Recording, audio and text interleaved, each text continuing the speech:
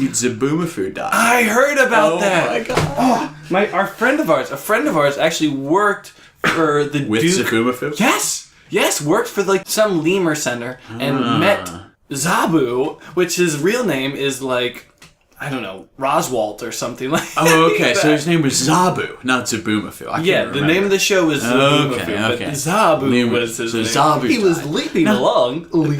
Leap. I know, man. He lived for a long time. Here's my first thought. He must have been a young actor. How old was he? Jesus. Real child star. I mean, he was a prodigy. That was on when we were, in elementary school. Yeah. Right? Yeah. So he's got to be approaching 20. How old do lemurs live to be? Fuck. I don't know, man. That's a good life for life for a lemur. Yeah, if dogs can live to be that old. Do you think after the show got finished that he was just like retired and like had like tons of like lemur ladies around him that would like hang out and he would get like real fat off Whoever owns him made bank, so if they didn't treat him like a fucking king.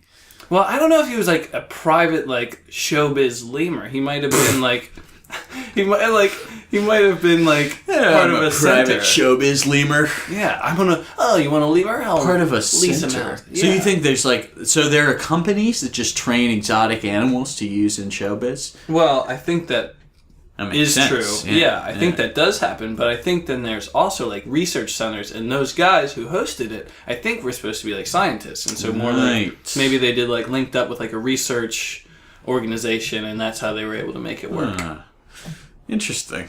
We could do research on these things beforehand and know so much more. I know. I'm actually impressed with my lingering knowledge of Zoboomafoo. Yeah, no, that's formative years, man. Formative years. I'll formate your years.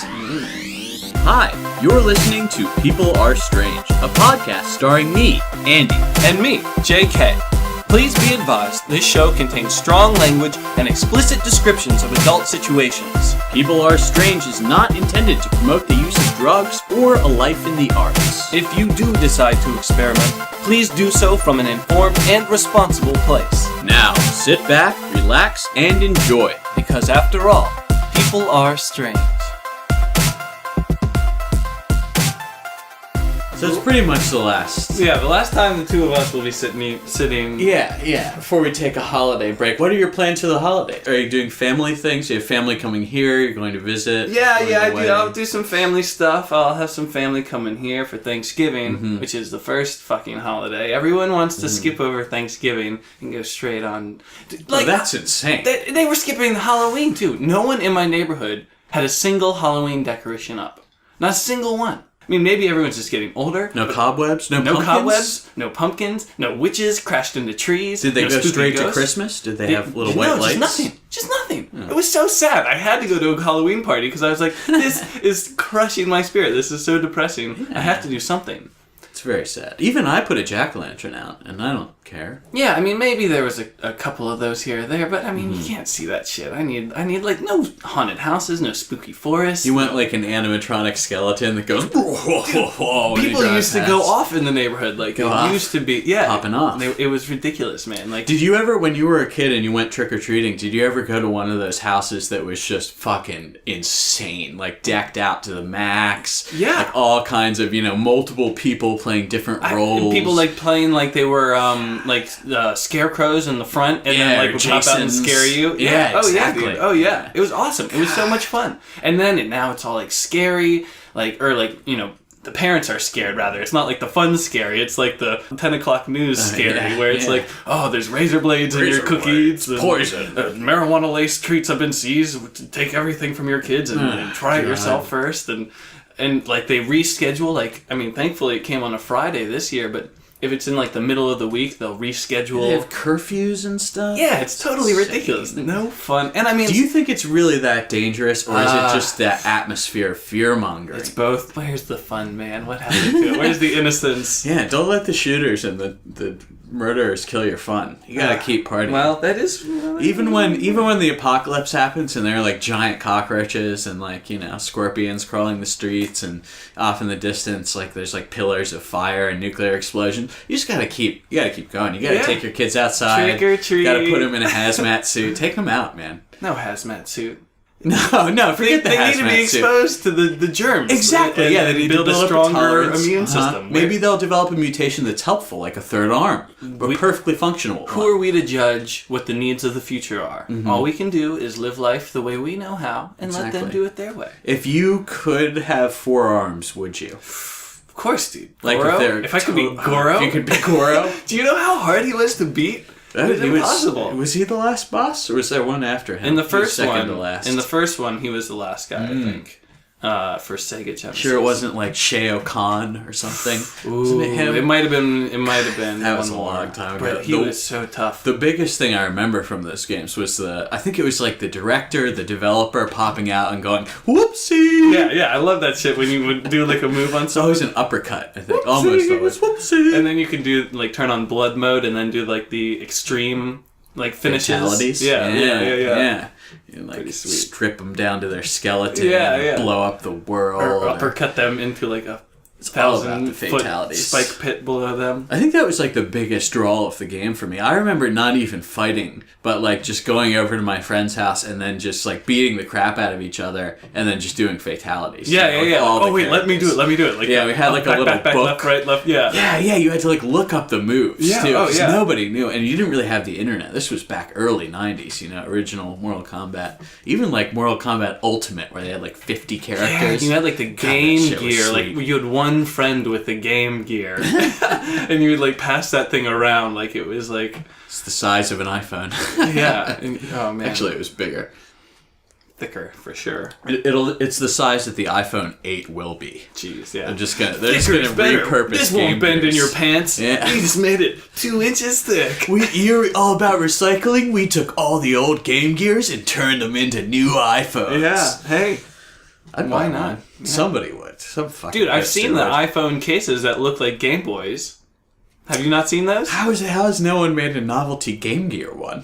I mean, yeah, or like These things are or like so big. a working Game Boy that fit on the back of those cases. Like, I mean, how Right. how much technology would it actually? I mean, Oh, you could do that. Single circuit board. Make a Game Boy. I guess why would you need it if you've got like a legit computer that it's like casing? But I mean, Yeah, so you're for the talking nostalgia about the factor. cases that make your phone look like a Game Boy and making that into a working Game Boy. Yeah, right? to make that an actual Game Boy. Maybe if it just has one game, it's just got Pokemon on it, that's all you need. Or you could like hook it, like download other ones to your phone, maybe. Yeah. Fuck.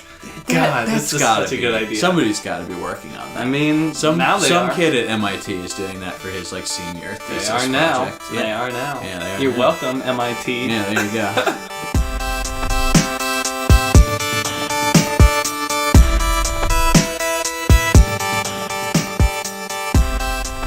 To wrap up on Halloween, though, I find that Nightmare Before Christmas is a much more...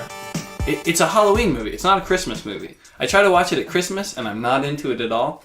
But if I watch it at Halloween, it's awesome. Because you're in that spooky kind of claymation kind of mood, and It's you're really much a more... transitional film, isn't it? Well, I guess, but you're just not into that kind of vibe as much around Christmas. I mean... I guess depending on who you are, you might be, but... What's your favorite character? Oh, I don't know. I'm not, like, super into it like people are. Yeah. I just, like, for a while, I was like, no, this really kind of sucks. You are completely decked out in Jack Skellington gear right now that you bought from Hot Topic. How can you not be? They were having to go out of business sale, so I had to... I came in, I heard you upstairs going, I am the clown with the tearaway face. Ooh, with the flash and dust, something. Well, just a few classics, you know. It was an impressive display. But, yeah, dude, it's like... I got much more of an appreciation for it when I actually watched it in the right context. So did you watch it this year? No, I wanted to, but I did get to watch Hocus Pocus.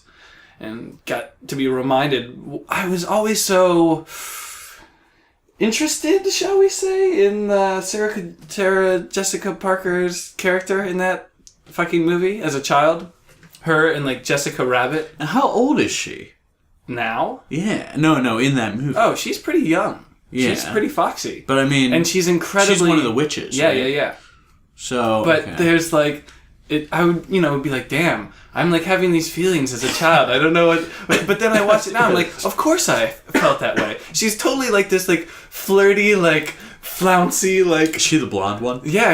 And it's like, duh. So she awoke your manly I think Jessica Rabbit was probably the first one. The cartoon. Roger Rabbit, yeah. Yeah, I remember being sexually attracted to cartoons as a child. I'm trying to think. But I can't watch the anime porn? Dude, yeah, no, I knew a guy once that was into that. They have monster porn now. Oh yeah, of course. Not now. Side. This has been a thing for like since the 80s, man. Well, I mean, not like just like guys dressed up as like octopuses, but like animated like things of like orcs. Yeah, right. Oh, I've see. That's what I'm talking about. You go on a normal porn site to watch like some lesbian and some tame. Learn how to fuck. And all of a sudden, it's like an orc like banging fucking some character from Final Fantasy or Homer Simpson and Marge. Yeah. Like the Futurama characters. What the fuck? Get that shit out of my porn. I'll never look at fucking Fry the same way. God damn.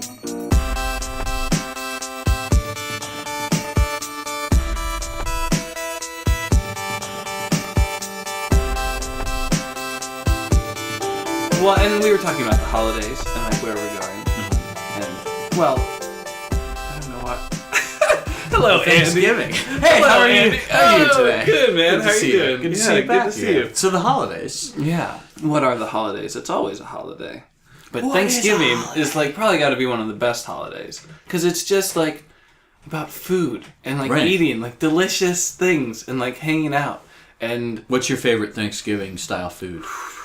It's gotta be. I get so much, and I always resort to like shelving it, which is a like thing that I've kind of patented, I guess, where you can't finish a meal, so you just kind of stick it up in the shelf and like eat it later in the evening after you've administered some cannabinoids to you lobe. digest it a little bit. Sure. Yeah, in the past couple of years I've had to make like the sweet potato casserole because no one else in my family will make it. But the you do it with marshmallows? Oh yeah, of course. How am I not gonna have like burnt marshmallows and sweet potatoes for fucking Thanksgiving? Like, of course. Like, no, we're not gonna make it. I'm like, well, I'm gonna make it. So why would they not make that? That's a staple. Like, no, we're gonna have cranberries. It's like, I don't fucking want cranberry sauce. I'll have it on my turkey, fine. But it's like, you want the cranberry sauce, but you also need the sweet potato. You gotta have that. You gotta have that. In my opinion, you need the turkey, the stuffing, the sweet potatoes with the marshmallows, the cranberry sauce. Yeah, stuffing is crucial. And, stuffing. Those are the mashed potatoes, peas. Those are like the big ones, right? Is there anything else? Pumpkin pie. Pumpkin pie, that's for dessert. I was going to stay away from. Yeah. Pumpkin pie is my number one for dessert. Like if I get that, like they'll make pecan pie and stuff, but I'll stick with pumpkin. I might be a mashed potato guy. That may be my top, my favorite one. Yeah, my favorite mashed potatoes is good, but I have mashed potatoes at other times of the year. Like, it's true. I'd never having like something about stuffing. Thanksgiving mashed potatoes. Yeah, it's good because you get to put it with like the turkey and the gravy and the stuffing and like have it all like mixed in there. It's hard to pick one food because it's all about the combination. It's all about like having a little bit of this and a little bit of that.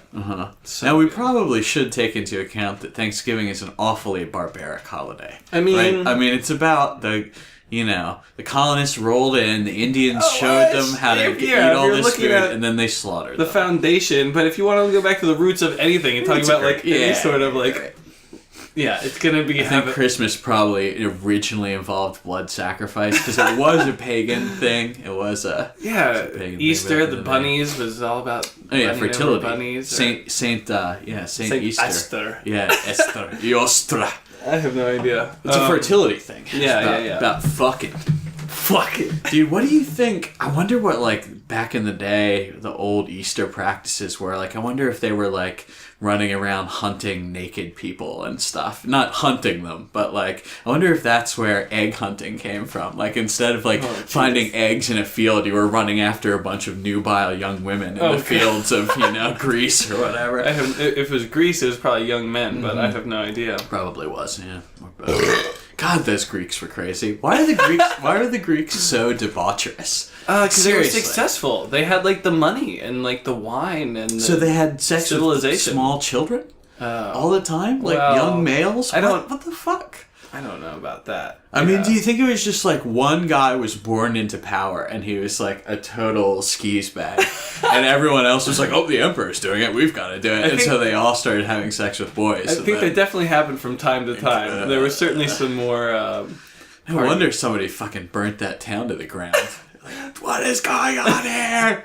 Everybody's copying. What's that guy's name? Are you thinking of Rome or are you thinking of Greece? I'm actually, I'm referring to Rome right now. I did that for a theater project. I was like doing a presentation. It was supposed to be on Rome and you gave it on Greece? No, kind of.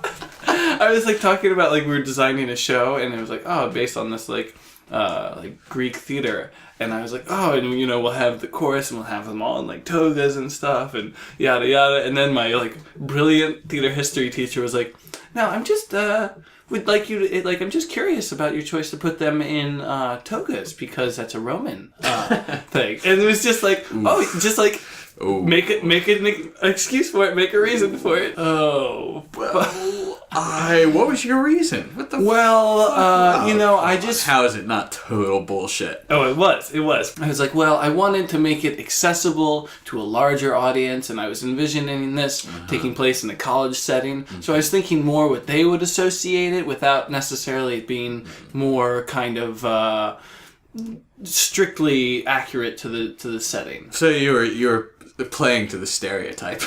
Yeah. And I was admitting to it, but that became a reason, and since it was a reason, it was acceptable. Do you realize that would be like doing a show that's set in Japan where everybody talks like, or China where everyone talks like ting tong ching tong? That's what you were doing basically. Basically, with yeah. Russians. In the hollowed halls of like her theater history class.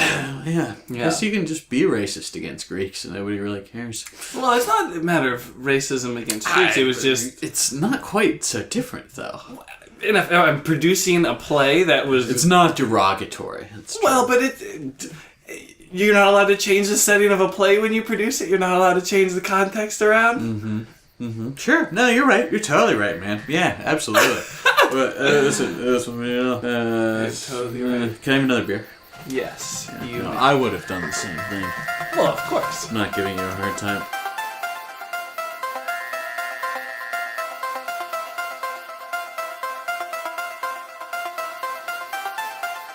Do you ever do, how do I describe this? What do I call this?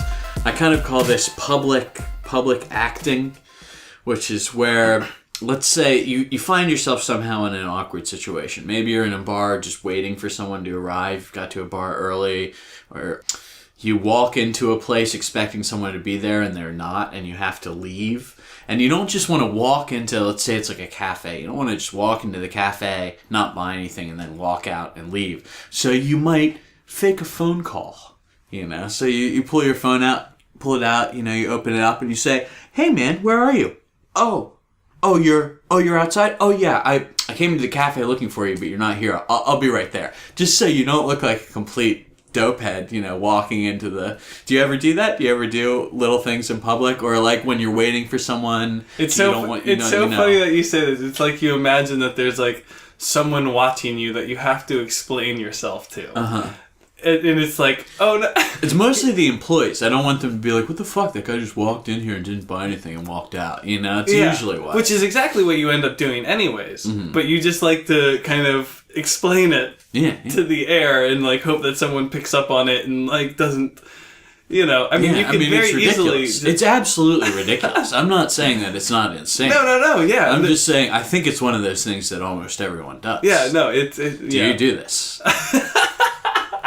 Not like that. I won't like pick up a phone call and like talk into it. So what do you do? But like I may like pull out if like I'm like sitting around, say I'm at a bar, like waiting for someone to show up, and I've been there for a long time, and that's fine. I go to the bar by myself sometimes, no problem. But I'll look around, whatever, waiting for a while. I may like pull my phone out and look at it, just as like a diversion, not necessarily pretending that I have like a text, but like I'll look through shit, like even though I probably know that there's nothing there, I may like pull up. But I have like the internet too. Well, right, yeah. I mean, the internet phone surfing is that's what everybody does these days. Yeah. I've never had that because I have a really shitty phone. And so, my most shameful... You have like Snake, though. You could play Snake. I have a demo version of like 3 programs where they let you play for 5 minutes and then you have to like reset it. 15 minutes of fun right there. Yeah, you're right. It's really great. But I was in a nice restaurant in Hungary once. And I was waiting for this girl, and she was taking forever because she was always late. And all these guys around me were like businessmen in suits, and I felt very out of place. I felt very, like I shouldn't have been there. So I pulled out. You're an American, dude. I know. Yeah, I know. So I pulled out my phone. You have a dollar. You have a U.S. dollar. Yeah. So they have Hungarian forints. So. Still, they look like businessmen, and I'm there in like my sweater and my hoodie, So I pulled out my phone. Oh, I was like 20 years old. I feel so ashamed of this. I pulled out my phone and I said, "Hey man, hey yeah. I was just trying to get in touch with you. Yeah man, we sold the project. Yeah, they're gonna buy the whole thing. It's great. Yeah. So I'll meet up with you Monday to discuss the details." And, just pretended like I was just conducting some very important business deal, I just walked in here to conduct some business and then leave. Well, I was then meeting that girl, but I wanted to look like I was doing something business-like in the meantime, So you stuck around this time. You didn't end up, like, walking right back out of this one? No. This was a situation where I was sitting at a table waiting for a girl. It's so funny that we feel like we have to, like, justify ourselves to, like, people around us who have no idea who we are, no idea what we are doing or where we're coming from. Yeah. But we're putting this kind of justification for being out there, like, oh, it's okay that I'm here. Yeah. These are the reasons why. Yeah. See, I have a serious issue with not looking cool, Like, if I feel like I don't look cool, I start to get really freaked out. Yeah. If I feel like I've done something very dumb. Though? Well, I don't know. It's just one of those words. But, like, let me put it this way. If I think I look dopey, if I like, trip, or, like, I'm somewhere by myself, all alone, like, I start to freak out. Yeah, see, but I don't, like, cool people trip, too. Like, yeah, I know. Like, you have to be able to, like, cool. Recover. Yeah. So I know I'm cool. So whether you want everybody else to be sure that I'm cool, too. Like, whether you're sitting here alone, or you're tripping on a sidewalk, or you're surrounded by 7 people at the bar laughing it up, and you're telling the best story they've ever heard, it's still gonna be you, and you're still gonna be cool, man. It's true. Yeah, I know.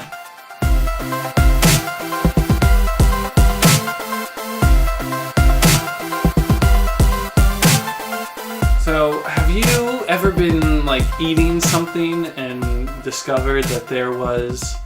I know you told me one story about when you were sleeping, but... When I ate the stink bug?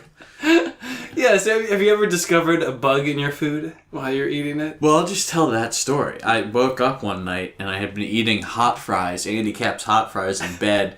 Probably not even that day, probably the day before. And in my half-asleep state, I felt like a crumb in the bed. And I thought to myself, oh, that's a piece of hot fry that I dropped in bed earlier. So I just put it in my mouth. It's like, it's 3 a.m. I'd woken up because I needed to pee. I just put this little snack I found in bed in my mouth, and I bit down into it and realized that it was alive and that it was an insect and that it was a stink bug.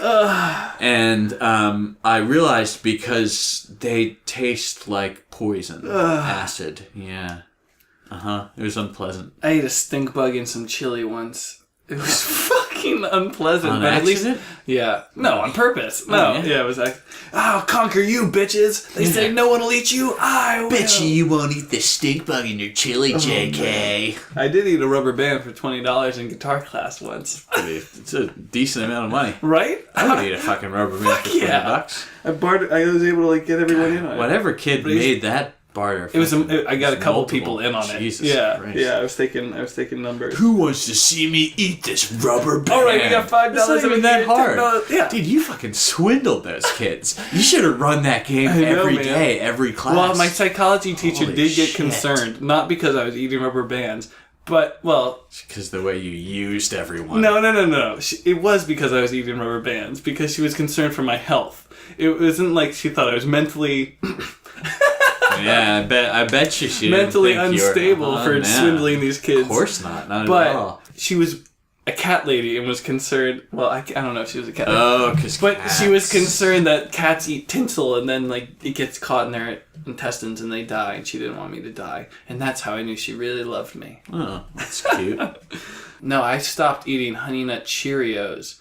And I still don't eat Honey Nut Cheerios because I was eating them one time. God. I had 2 bad experiences with them. One, I ate them when I was really sick, and they tasted like mustard. Really fucking weird. I don't know. I can't explain it, but it was really fucking weird. But then I was like, oh, I'll give them another chance. I'll go back to them because we didn't really have like sweet cereal growing up. We wouldn't get like the sugary cereal, but Honey Nut Cheerios was about as far as we could push it. Mm-hmm. So I was eating Kicks. You could sometimes get Kicks. Oh yeah, I could do Kicks. And Kicks were good. I did do Kicks. Do you do the sugar on the cereal? Did you compensate for bland cereal? Only for like Rice sugar? Krispies. I tried it and once because my friend was the same way where he wasn't allowed sweet cereal. I couldn't do it. It's too sweet. I only liked it for Rice Krispies. Aside from that, I'm going to do it. Yeah. But I started eating the cereal, eating my Honey Nut Cheerios. Meanwhile, side note, I live in the woods. We keep our cereal in the pantry that leads down to the basement. Mm-hmm. Like, this is just a fact of life. So, I'm eating my cereal and I feel something a little extra crunchy. And I know that it should not be taking place in my, like, somewhat sogged down cereal at this point. And so I spit it out into my hand and I see remnants of, like, a shell, like a crunched up, like, black shell. Oh. Just parts and just crunched up some beetle and I like spat it all out. Did you taste poison? No, I didn't taste anything but death. I just spat it out, threw it away, and I've never eaten Honey Nut Cheerios since. It was so traumatizing. That traumatized you. Yeah, really it was fucking awful. stuck with you.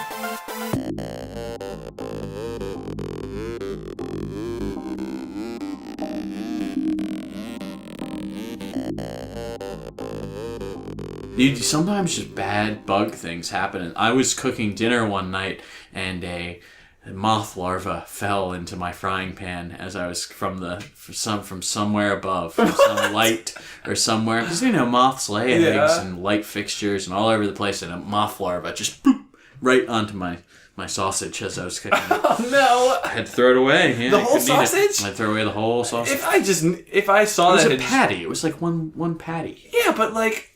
It's frying. It's gonna get burned off. Just throw that thing away. All right. Well, now that you've acknowledged that you wouldn't, I'm gonna admit that I didn't throw it away. I did, in fact, eat it. Come on. I mean, if you just didn't want to admit that. If I took it out of the packaging and there's a larva there, that's one thing. Right. But if I see that it's clean and it's been there for a millisecond, that's a different thing. Yeah. And the poor guy too. He just fell into a pot of burning oil. Oh man. The first experience that I ever had with like. Growing up, you always see the cartoons of like the kids eating an apple or like the worm coming out of the apple, and it's so like cartoony. The first time I ever experienced this was at your house when I was eating one of your Asian pears. It's the only time I've ever seen that. And I take a fucking bite, and this like squiggly like worm is like hanging out of the fucking thing. And I was like, you gotta be fucking kidding me. What is this, a Little Richard scary fucking book? I saw a bug once that... I saw like a mutated bug once, and I've never forgotten it. It triggered something deep in my soul that was like more visceral than like watching a horror film. It's like I was running down my steps to meet up with this guy who's just pulled up to my house, and there's like one of those leaf bugs on my railing, but there's just something wrong with it. It was just weird somehow. It either had like a spider web stuck to it, or it was just like freakishly mutated. What do you mean? I don't know. Describe what it looked like. I don't know. It looked like a leaf bug, but it had all this like stuff stuck to it. So it was like green and like rounded oval shape. It had that big kind of leaf shape, but then it had all this other stuff like stuck to it. And what happened was I almost put my hand on it, and I saw it, and I looked at it, and I was like, that looks weird. And I kept running, and then I looked back, like, that looks really weird. And I got another look at it, and then there was this guy. You looked into its eyes. There's this guy down the driveway. I will eat your soul. Yeah, it was like, hey, Andy. And I was like, I don't have time for the bug. I have to say hi to this guy. And I went back later, and it was gone. And it's haunted you. No, it's haunted me ever since. I don't know what I saw. Don't know what it was. That's so funny that you've been trying to figure out if it was just a leaf bug covered in a spider web or a mutated thing. I just want to be sure that it's dead and that it's been burned and salted. What if it had babies and has a whole nother whole new strain in your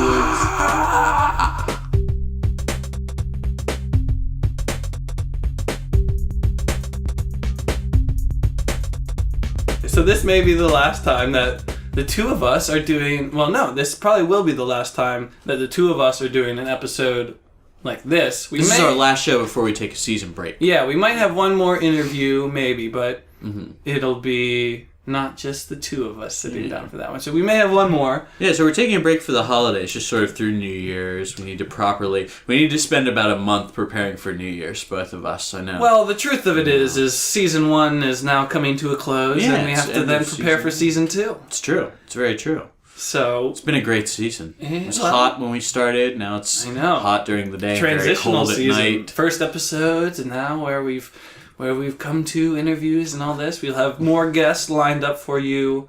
We will be coming back. That's kind of what I wanted to say was we are taking a break, but we will be coming back for sure after the new year dawns. We might have some shit out in the meantime, so check back with us. The episodes will still be available. We might have some other sort of media for you to enjoy. Yeah, we may end up working on some videos. We'd really like to correspond with people over the break and sort of talk about stuff that you'd like to see us do, people that you'd like to see us interview. So definitely keep emailing us. We've gotten emails so far, and we really appreciate everyone who's emailed us and everyone that has approached us in public.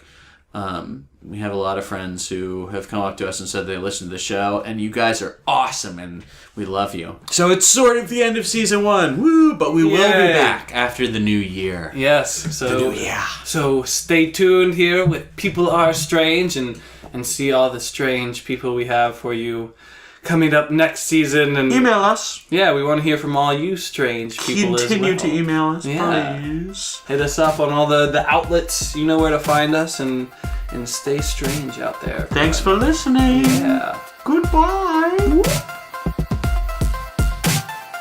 Thank you for joining us for People Are Strange. If you enjoyed the show, please like us on Facebook. Subscribe to us on YouTube and iTunes. Email us, andyandjk@gmail.com. And most importantly, tell your friends. I'm Andy. And I'm JK. Be sure to check back with us next week for another exciting new episode of People Are Strange.